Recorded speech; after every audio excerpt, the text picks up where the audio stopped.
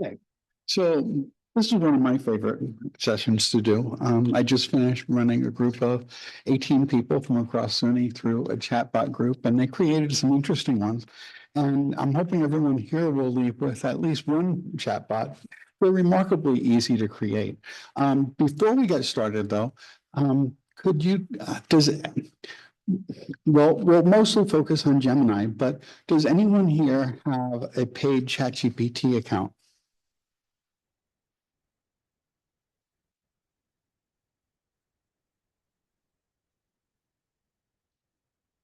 No? Okay.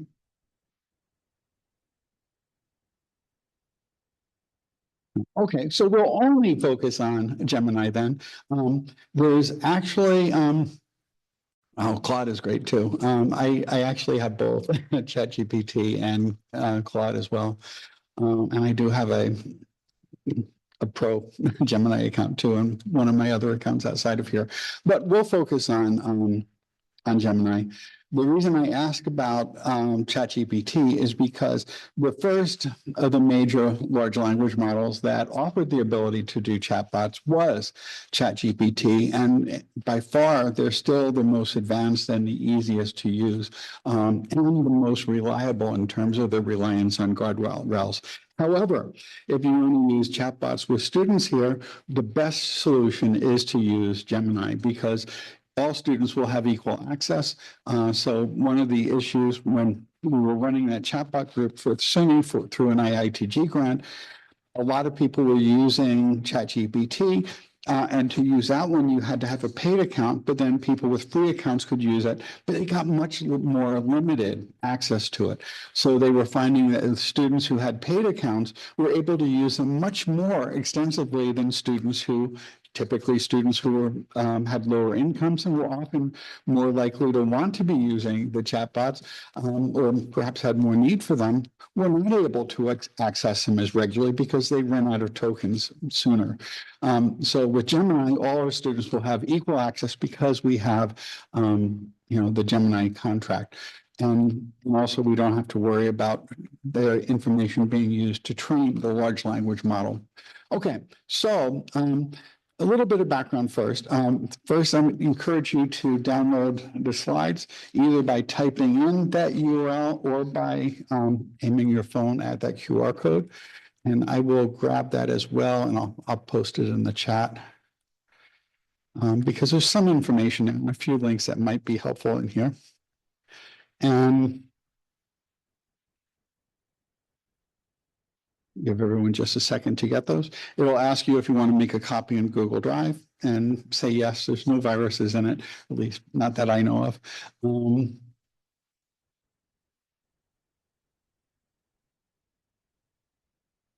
Okay, everyone have it?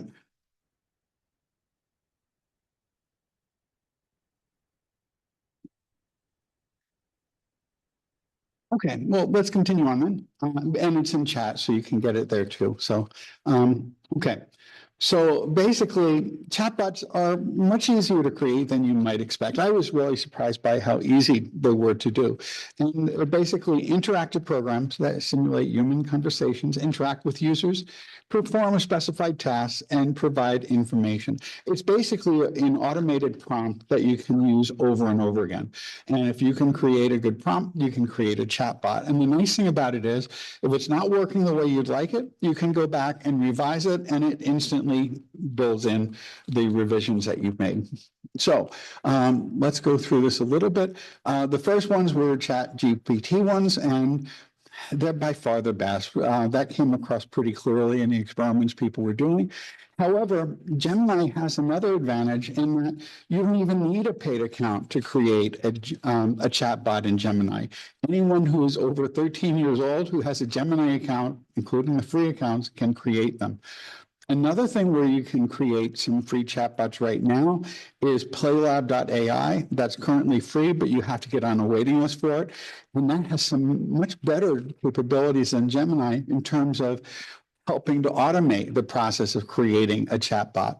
Another one that a lot of campuses have adopted is something called Boodlebox. And Boodlebox is basically an interface that connects to selected major AI platforms. So if you're using Boodlebox, you could connect to Gemini, or you could connect to, well, you could use the actual processing in Gemini or ChatGPT or Copilot or Claude or whatever. One of the nice things about Boodlebox is it was designed basically for campuses, keeps track of how the any chatbots you created are being used. So it'll generate an AI summary of the types of interactions that students are having, which would be really nice if you're creating a tutorial chatbot to allow you to keep track of what types of areas students are confused by. That type of information could be really helpful in restructuring our course or affecting how we run some of our class activities. We're going to be talking about Gemini, but it's nice to know that these others are out there. And PlayLab is something that a number of campuses have subscribed to. It's free right now because it's grant funded. I'm not sure how long that will continue, but it's a pretty decent platform, and I know quite a few people have been playing with that as well. Now, so when would you use a chatbot? And basically, when you want to engage in repetitive tasks, when you want to share a chatbot that's trained on a specific database with others. So for example, if you're using them to help your students, you could train the chatbot on specific information from your course, and it makes it much less likely that you're going to have any type of hallucinations. Because you can direct the chatbot to rely primarily on information that you provide it rather than the information already in its training database. And that type of restriction tends to make them much more accurate. Now, we'll skip the last bullet point. ChatGPT introduced projects last year that can also do something very similar if it's for your use only. Gemini hasn't gotten there yet, but usually within a year or so, they tend to catch up to ChatGPT on these types of things anyway. In other areas, they've moved ahead, such as image generation. Okay, so the most common use of chatbots by faculty have been to create either personalized tutors for your students that's trained on OER materials. And you can, if you create one of those, you can use it in all of your sections, and you can use it repeatedly in multiple years of the course, updating the training materials as needed.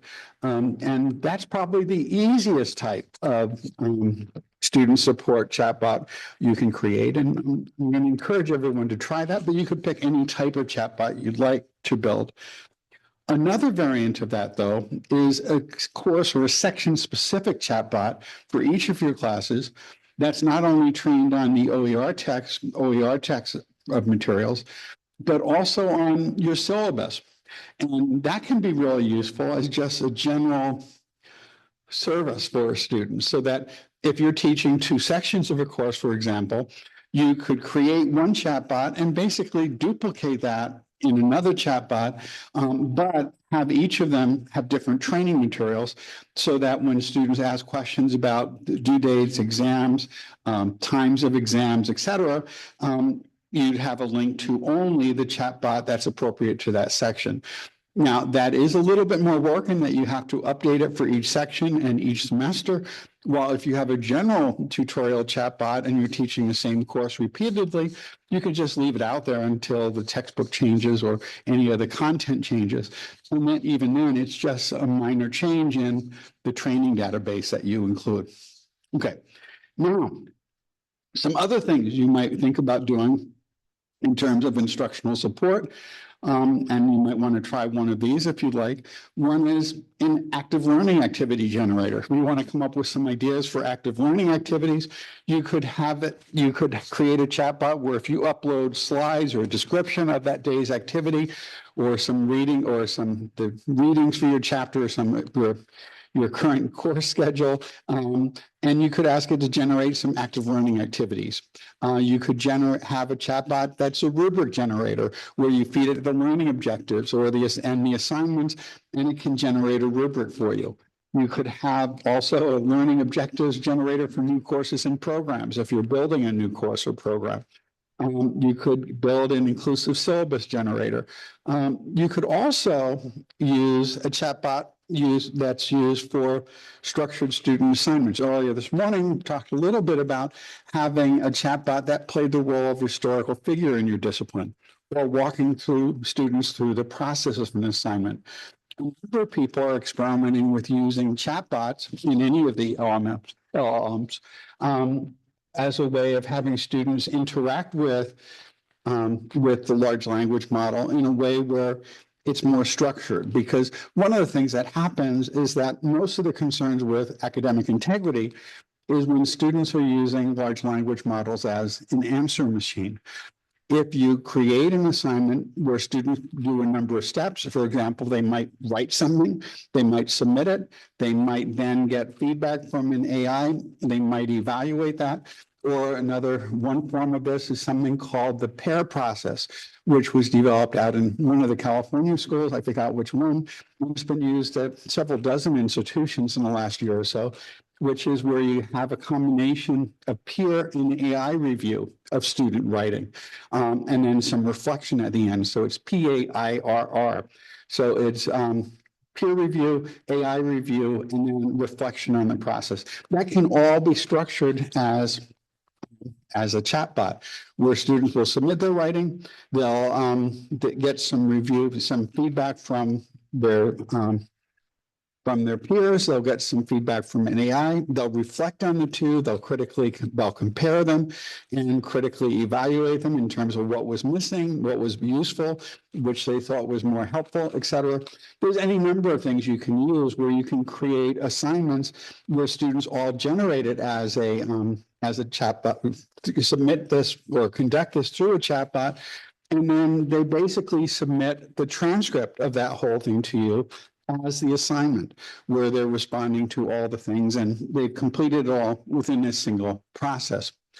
And again, more and more people are starting to experiment with this so that you can actually evaluate the process by which students are using AI rather than the product. Because if we're only looking at the product, pretty much any of the assignments we traditionally use, other than proctored exams, can be pretty easily completed by AI platforms. And even with proctored exams, with AI glasses and such things, that even that may break down in the near future. Okay, so the personal uses. One person in the group last year doing something like this built a custom recipe generator because they had specific dietary restrictions with soy allergies or with gluten allergies, etc. Or as a travel planner, where you can have a chatbot that will help you plan travel and give you directions and suggest places of interest that you might be interested in stopping in based on your interests and so forth. But there's many things. Pretty much anything you use a prompt for, if it's something you're going to do regularly, you can create a chatbot for it. So let's try first a course Socratic tutor. And we're going to skip over the ChatGPT version. Okay, and we're going to go right to Gemini. And in fact, let's go right to Gemini. So it's probably easier just to do this here. So if you open Gemini, I'll give everyone a minute or so to do that. You should see something on the left side that looks like this. If you don't, you should be able to click on this thing here. It's probably over on the left to expand the sidebar.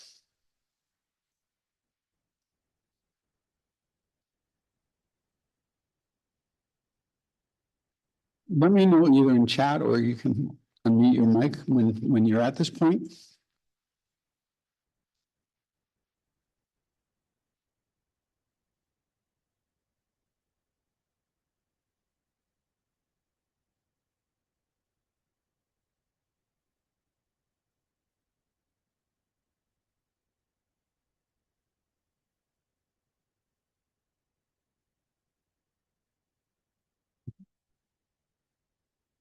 Okay.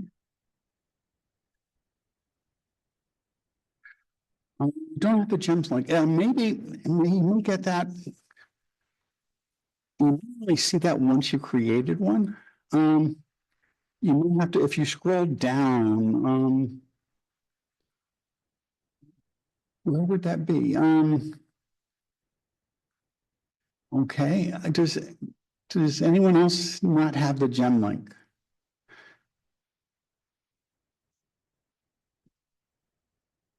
Okay, you may only see that once you created one. If you click on, well, you will need it, and that's why it is kind of important. Um, hmm, let's try this. Where is the gem link in Gemini?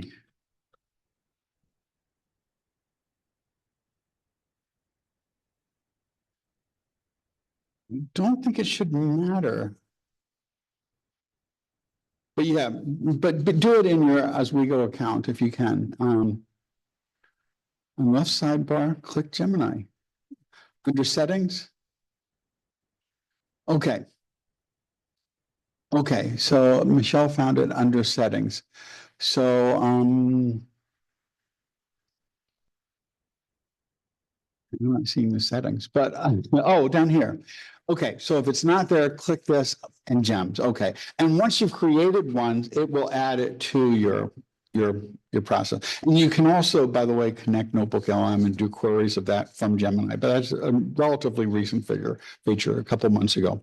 Now we're going to do first something that's called meta prompting, and what meta prompting is using a prompt to generate a good prompt because these large language models interact with lots of people prompting and they can determine what represents a good prompt. So what I'm going to suggest we do, and I'll give you another way of doing this in a moment, but to get a good prompt as a starting point, at least with a chatbot, a good thing to do is ask it. Say, I would like to create a chatbot in Gemini that will serve as a Socratic tutor. Again, spelled correctly, it helps. For my class. And I'm going to put in introductory microeconomics, let's say. And then add more detail. It should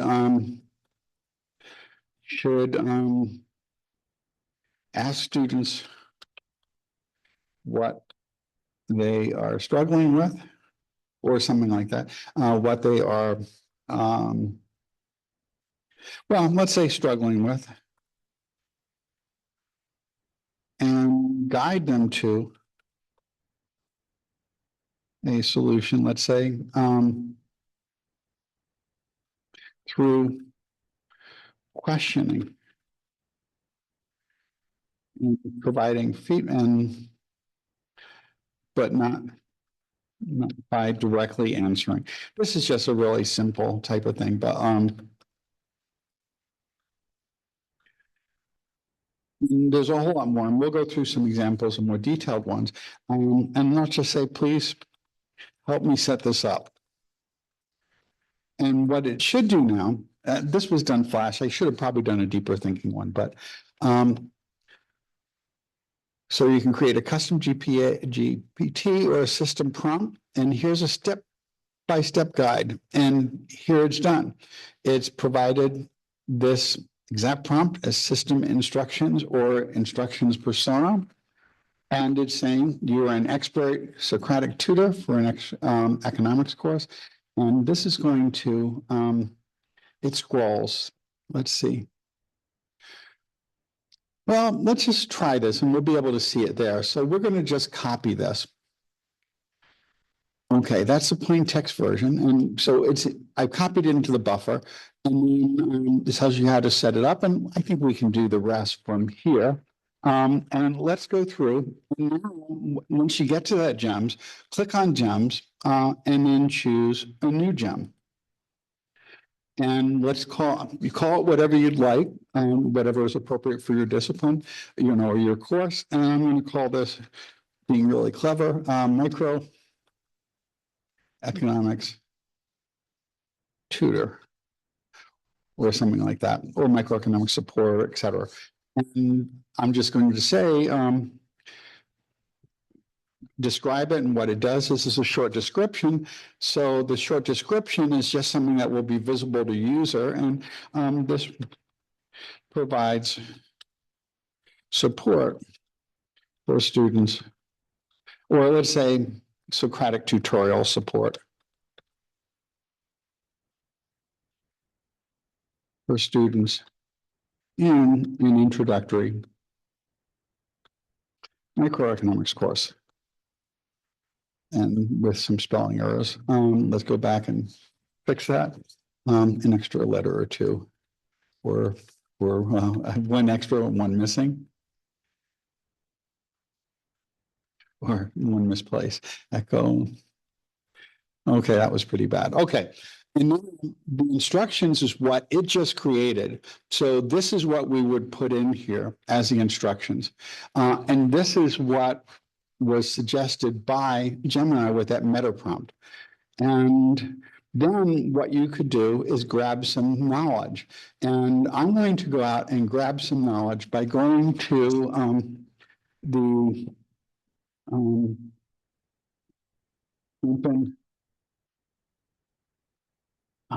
open text, no, race, OER repository.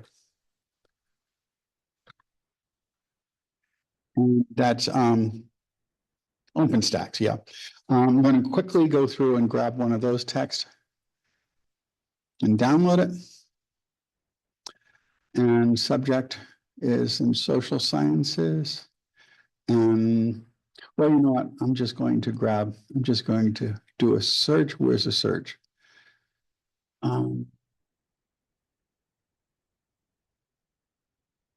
They've got to have a search.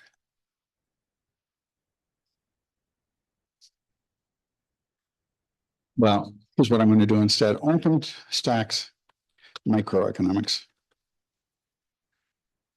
Okay, here we go. Except I don't want to pay for it. So I'm going to go right to here. This is a current version of it. And I'm going to download a copy. I should have done this before the session. Here we go. And I am just going to, download a PDF. And I'm going to, again, skip all that again. And I am going to then download it to here. And there it is. Okay, so now going back to Gemini, I'm going to go to knowledge. And I'm going to, well, we'll pick the default tool in a minute, but right now I'm going to upload a file. And if it's in Drive, you can get it directly from there. And there we go. So now I've added the textbook as part of its training. Now, the default tool basically is what you want to do with it. You probably don't want to create music with an economics textbook, but basically, no default tool is probably fine for this. You know, for other purposes, you could create music, you could create images, depending on what you want to do, or you could use the materials to create a guided learning thing, which is basically very similar to a chatbot in a lot of ways. And this is new, the knowledge attachments showing up. I think we might as well allow the knowledge to stay there. And then basically, that's all we have to do. And so we can now save this, and we have just created a chatbot. And we can go over here and ask it questions. And that's really all there is to it. In particular, you can have you could set the default, or you could choose a flash mode, the thinking or the pro. The pro one is really slow. The thinking is a bit slower. And I know people in the who were working with chatbots through the SUNY IATG grant found that students were complaining that even the thinking mode was a bit too slow when they wanted quicker responses. The flash works reasonably well. You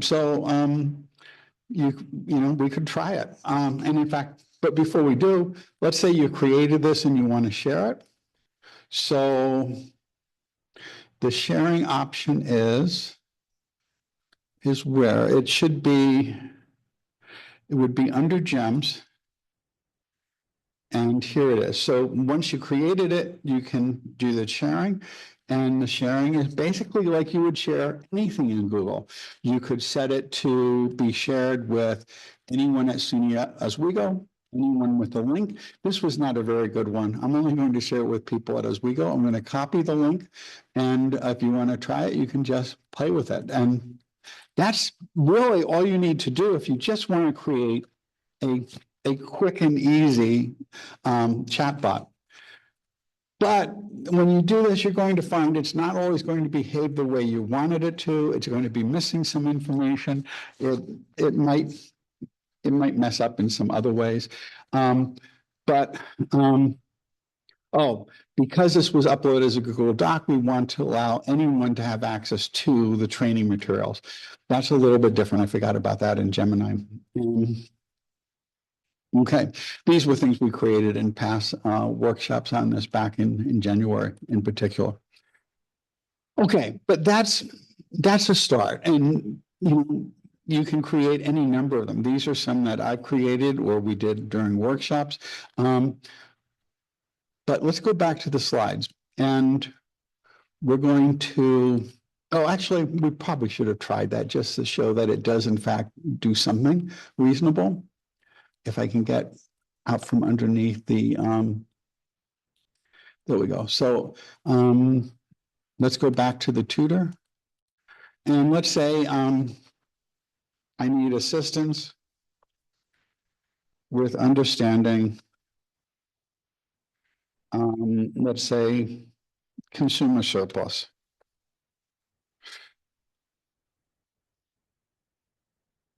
And let's just see what this really simple chatbot will do.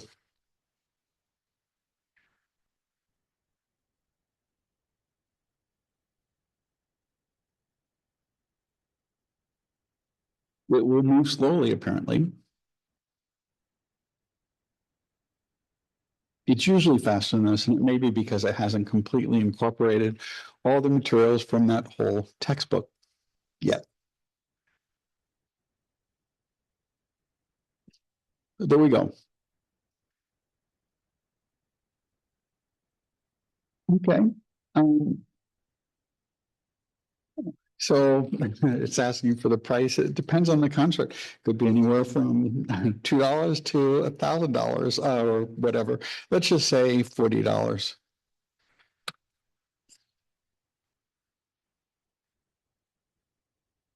Okay.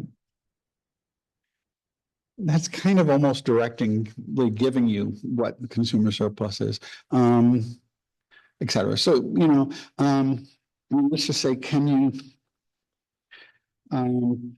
explain this using a diagram? And let's see what it does.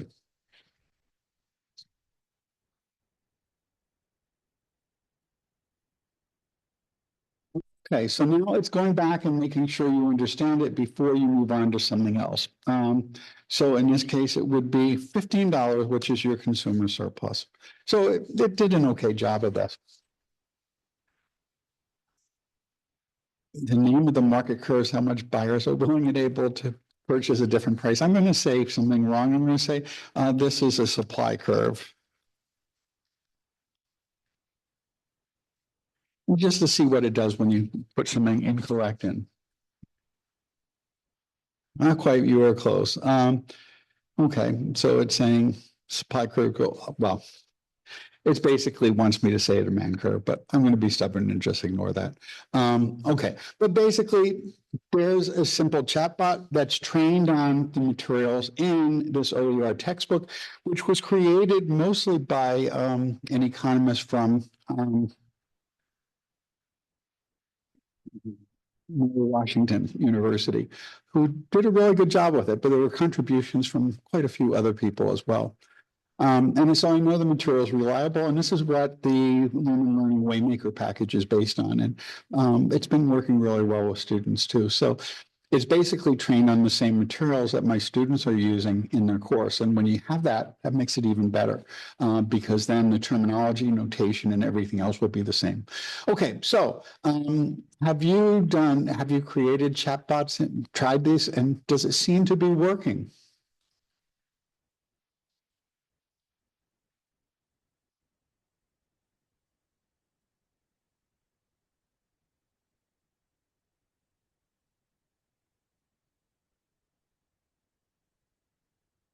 Did that process work okay?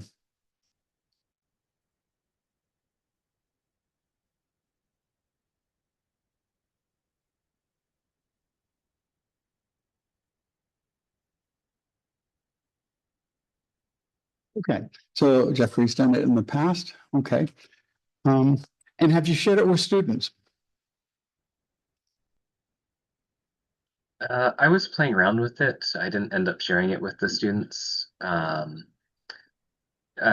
just because not all my materials are necessarily in a nice PDF, and then there's a 10 document limit. So I was thinking about how to get around that and a few other things. So I just never got around to actually giving it to students yet. Okay.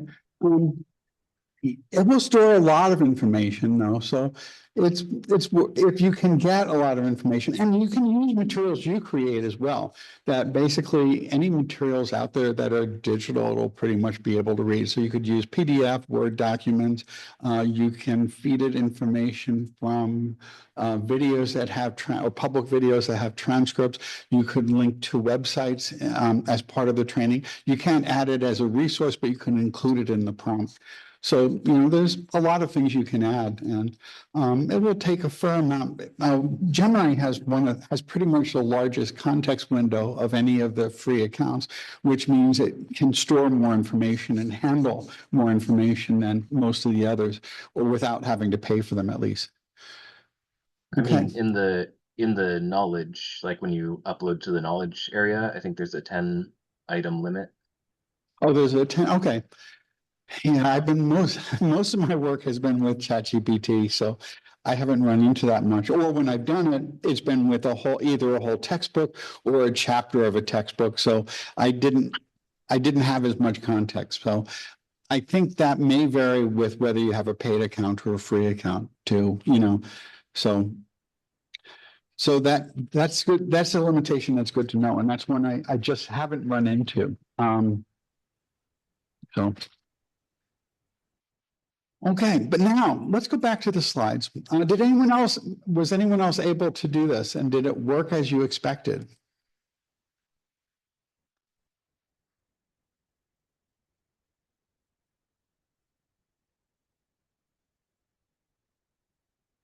Well, in any case, let's go back to the slideshow, because that was a really simple prompt, but it shows you how to go about creating it. And basically, you can either create it manually or use a meta prompt, as we just did, where you're asking for a prompt that will let you create a prompt. Um, and this is a sort of general procedure that people often recommend to create a prompt for a chatbot, either in no matter what platform you have. Start off by telling it that it's an expert in some specific thing. So it could be an expert in your discipline. Your role is to assist students in learning material. The audience is students, and provide some information about the level of your students, that they're generally majors in this particular discipline, that the audience, that most of the students in the class are general ed majors, that explain whether they will be freshmen, whether they will be upper level students, whether they will be high school students, or whatever is relevant. The state the purpose of the bot, and that part of the prompt that it generated, saying that it was a Socratic tutor, etc., would be the purpose, but you can add a lot more to it. And then you can also do multiple steps. So you could have it first do something, then once they submit a response, you can define what it should do in response, and you can include as many steps as you want. When you write the prompt, you should define what it should do, what it should not do, add the training data, and select capabilities, where the selected web capabilities, at least in ChatGPT, is whether one of them is whether you want to use web search or not. And I forgot what the equivalent was in Gemini. It might have been that one box that I just left where it was. But for creating chatbots for tutors, if you have a good source of material, you might want to restrict it just to that. You can also do that in the prompt, where you could ask it to only use materials from the training materials that you provide. And again, as we saw, you could set it to be used only by yourself, anyone with a link, or anyone with an account. And so if you want to share with, anyone in the Oswego domain or publicly with anyone with a link, there you would just grab that URL and paste it right into not Blackboard, right into Brightspace, so that students will have access to it. Then they just click on it. They'd have to be logged into their Oswego account, and then they could interact with. Actually, if you use anyone with a link, they just have to be logged into Google somewhere, and then they could do it. And if they're not logged into a Google account, it will ask them to log into a Google account. But most mobile devices and most students are connected through Chrome, which is already connected to some Google account. And this is the one I actually created, the GPT and the gem. But here is what I actually used as a current version of the prompt. And if you're following along in there, you can see that it's a little bit more detailed. It starts by introducing them as an AI tutor. He's happy to help them with questions. Only ask one question at a time. Ask what they'd like to learn about. Ask them about the learning level. Because I did this as a public one, which is shared as a GPT and as a gem. It could be used by anyone out there. It's not just students here. And I've also used some of these at Duke and so forth.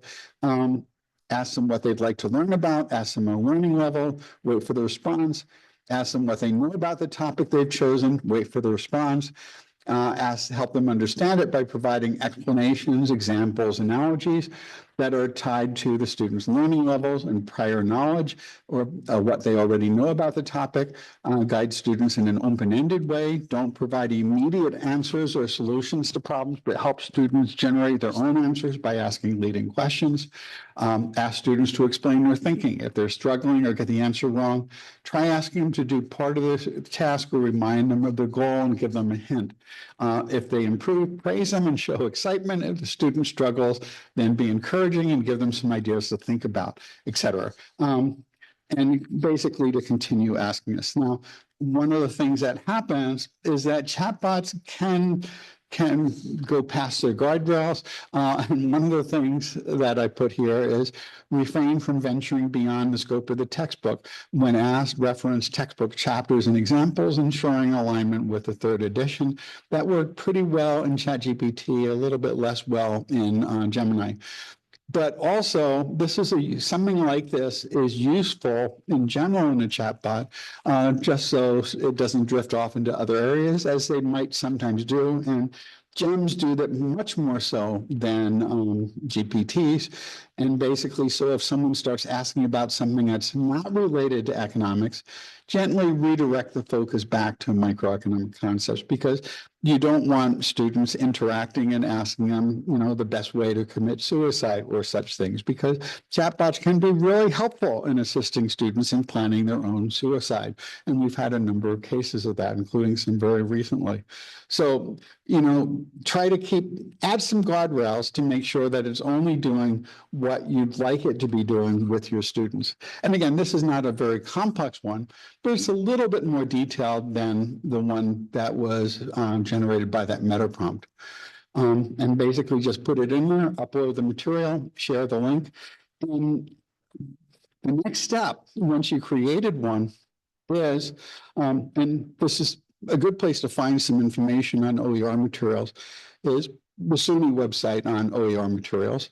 And when we first started using it, get some feedback from users. If it's not working as planned, edit it, revise the prompt, update the chatbot, and keep repeating as needed, because you'll find that it will start doing some things that you didn't want it to do, or it might not be doing things in the way you hoped it did. And basically, just by rewriting the prompt a little bit, you can fix that. And also, what it seems to be the case is that your interactions with it while you're testing it will also help train it. When Judy Littlejohn and I did a workshop of this about a year ago at at the SUNY CIT conference, she had created a chatbot for her course that was both a tutor and also assisted with reminding students of due dates and what was required and what learning objectives were met where and so forth. And when she was testing it, she asked it what is due on a specific date. And there were two things that were due in her course at that point. It listed one of them. And she said her response to it was, when is this other item due? And then it said, oh, I see, I made a mistake. This other item is also due at the same date. And her response to it was, have you learned from this? And it said, yes, I have. I will make sure I check all the items for due dates when I am asked about this. And from then on, it took that into its training. So interacting with it can help train a chatbot to be more efficient, but it does require that you interact with it a fair amount to make sure that it's doing what you'd like it to do. Okay, so that is pretty much all I have in terms of creating it. But has anyone created any other chatbots while we've been doing this? Or what questions do you have? Either.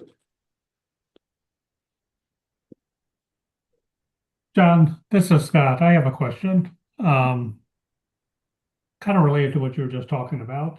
If you create a chatbot and let's assume for a second you think it's done, for lack of a better way, and you sort of release it out, and people start using it, and you're hearing back that things are not going as well as you thought.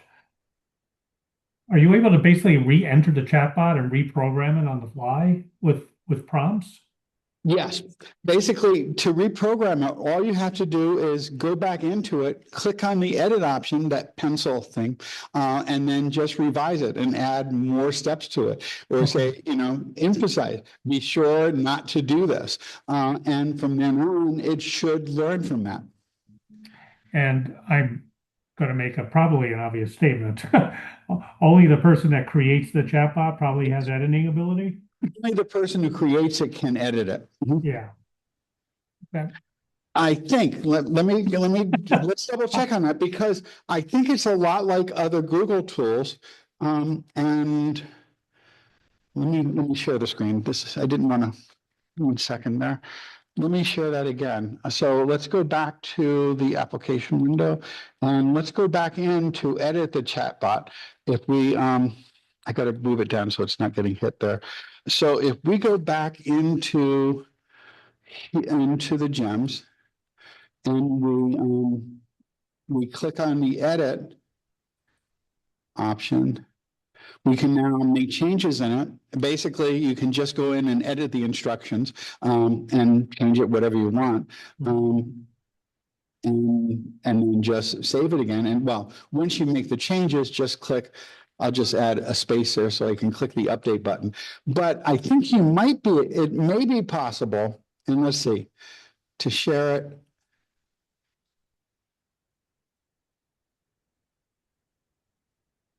Let me see. Let me see if I can give Rebecca access to it. Just and let's.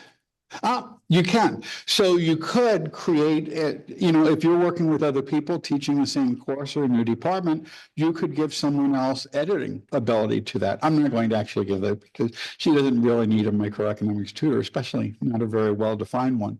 But you can let other people do it, but you have to explicitly give them permission to do it. Just like with other Google Docs and things. So when you can share with view rights or access rights to anybody, either in Oswego or elsewhere, you could restrict it so only you can use it until you're ready to share it. Or again, you can let someone else have edit rights as well. So if you're creating a chatbot for a specific department or, for a specific office on campus, you could give multiple people edit rights, and just as long as you trust them, any one of you would be able to make revisions on it.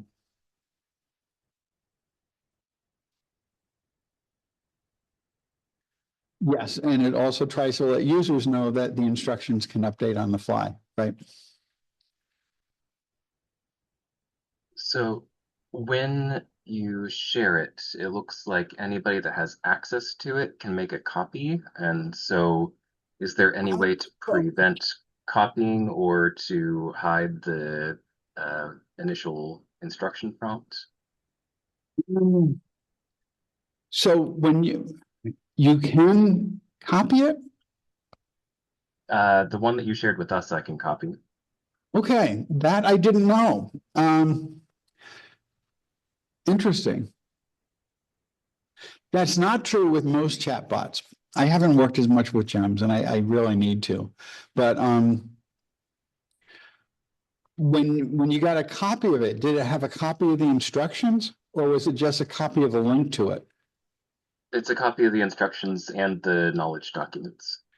Okay, and can you edit that then if you make a copy of it? Yes. Okay, so if you create it, you could very easily, so in principle, students would have access to it and they could create their own copy. And their version could very well be very different than yours. Yeah. Interesting. I didn't know that because again, I haven't worked with GEMS quite as much. But that's really good to know. One of the reason why I've been working more even for this past year, even though we've had Gemini since the fall, is because the SUNY project provided ChatGPT Pro accounts to everyone in the group. So most of our work with that was there. But we did have to assist people in moving from ChatGPT to Gemini because their accounts were institutional accounts that once they expired at the end of the 1 year ITG funded project, their accounts would disappear and any chatbots they created would disappear. So we had people who, many of the people in the group already had paid ChatGPT accounts, but for those that didn't, they wanted to make sure they'd be able to use this once the grant was over. So they moved to Gemini. And that never came up in the discussions. What did come up a lot, though, is that the guardrails that they imposed seemed to be a lot more flexible in Gemini than they were in ChatGPT. That ChatGPT did seem to strict much more closely to the restrictions in the prompt than Gemini did. And a number of people were disappointed in that. Now, having said that, GPTs have been around for about twice as long as GEMS have, maybe over twice as long. And I suspect that they'll continue to get better. But that's really interesting on the ability to make a copy of it. So if you create a gem as a chatbot, you basically are creating something that anyone could have access to and everyone would have access to the instructions in it. So thank you. That's good to know. Has anyone tried creating another chatbot, or would you like to try creating one as a group? Is there anything you'd like to create? If we create one as a group, everyone can have access to it and can modify it.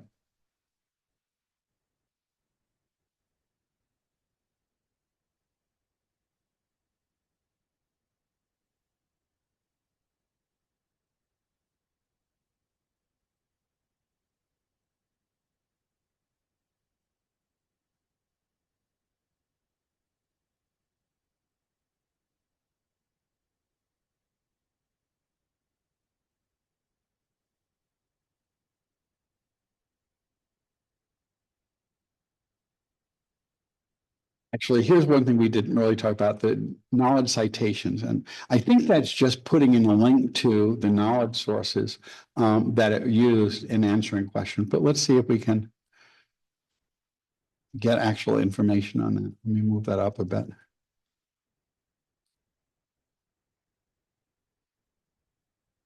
And where'd it go?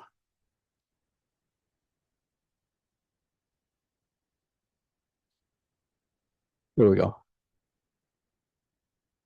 Oh, okay. That would prevent the knowledge citations from showing up. Okay, so that's basically whether or not you want people to know where the information came from, and it's probably good to allow that information out there.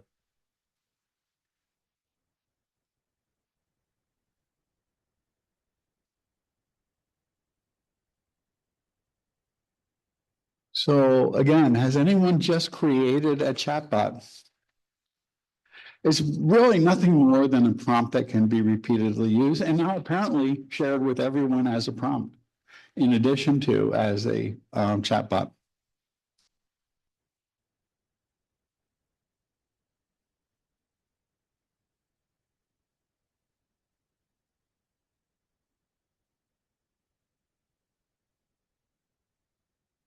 The best thing to do is just try one. And if it doesn't work the way you'd like it, go back and edit it and tweak it and change it so that it does. I mean, this is so much easier than creating these things were before we had access to these tools. And they're basically free.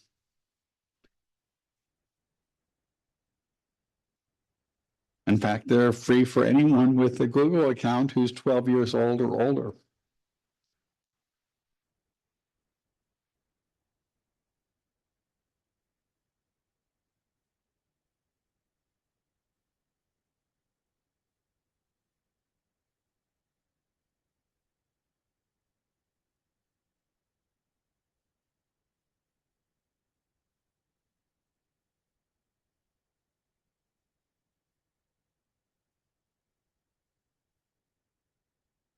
Are there any chatbots you'd like to try that maybe we could try as a group just to see?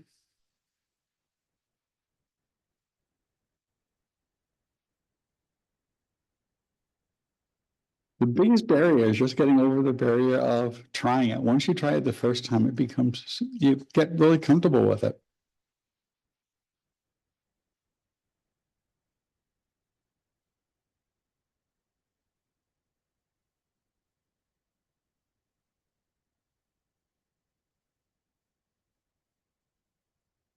This was one created at a workshop in January. Someone wanted to create something to assist students with advisement based on materials from the college website.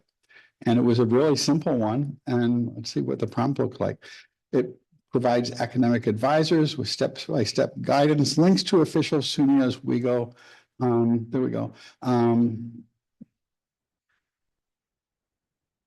Links to about current college procedures, quick reference and decision support tool, offering step-by-step guidance, links to official SUNY as we go policy pages, and concise student-facing explanations that can be copied and shared directly with students.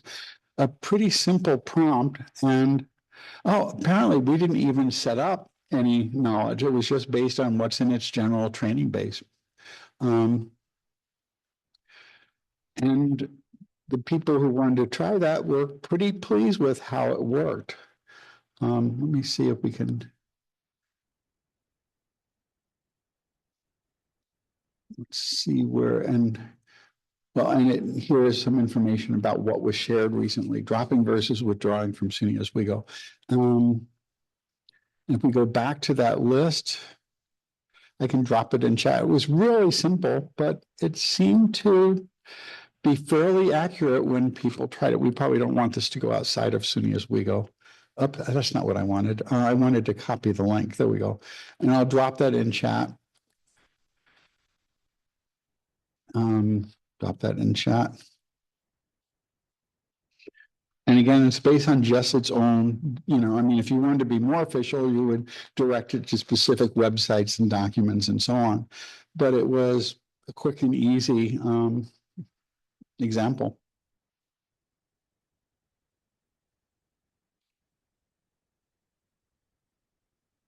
Here's an authentic assessment designer that generates authentic assessment ideas with sequencing, rubric levels, and type tags. I don't even remember what quite that was, but this is the one I actually had created earlier. So let me get rid of this one. This one's not so good. Now let me see how to get rid of it. There we go, delete.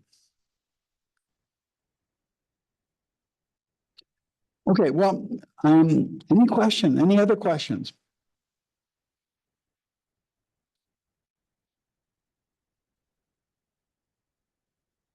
Well, we can stop then. If anyone has any questions about creating this, I'm happy to help you.